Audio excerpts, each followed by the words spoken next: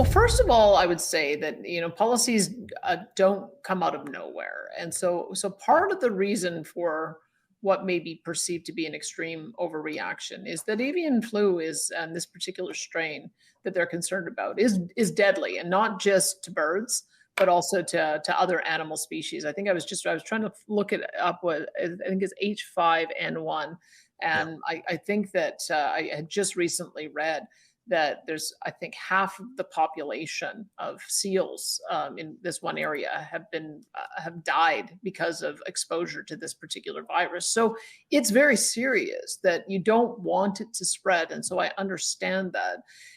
You also have to look at what the approach is of the producers, and what I have seen is that when there have been these kinds of outbreaks, most producers are very supportive of making sure that the threat is eradicated. We have had instances where that has occurred, and barns have had to be eradicated, and herds have had to be eradicated. And so I always want to defer to what the owner would say, because the owner is going to be the one that because we do value property rights in Alberta, and we do have a policy around compensation. The owner would be the one that I would be concerned about. Are they supportive of that move? In this particular case, what I didn't understand is why didn't they take the Americans up on their offer to transport the birds and test them?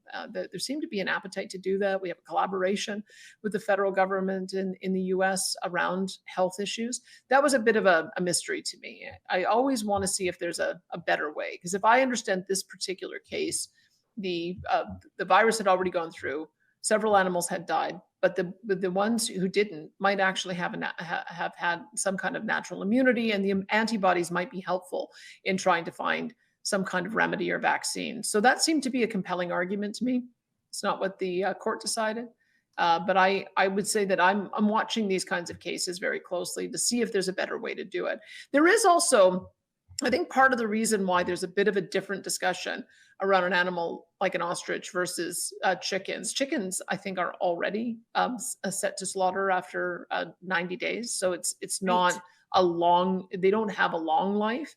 And I believe with cattle, most of them go to market before 30 months as well. So I think that that's part of the reason why replacing those herds, there's more acceptability in the producer market.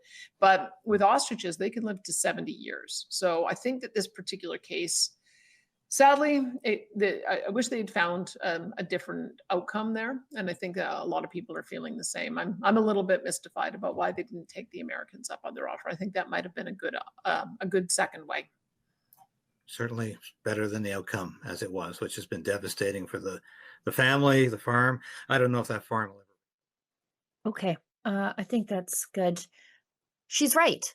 Now, could they have transported if the farmers had made a deal with the Americans for someone to take the animals, could they have transported them out of the country?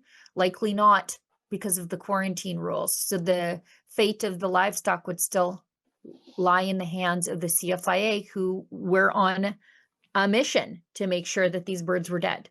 You like the hat? Me too. Same strong message about making Canada great again, but in a really cool color, black and gold.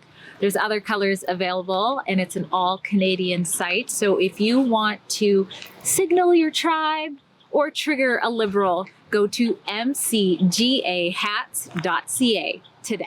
Yeah, and the CFIA is proving to be an agency that, number one, has gone too far, but number two has sort of mischaracterized their mandate, because unlike chickens and unlike beef, these ostriches weren't being used for food. They Right. were actually being used for research purposes. So if the CFIA, and they are, insists that that these ostriches were a risk, well, they were a risk to upset some of the misconceptions that CFIA has been promoting. Like, this is just gross. Like, this is just disgusting that this happened.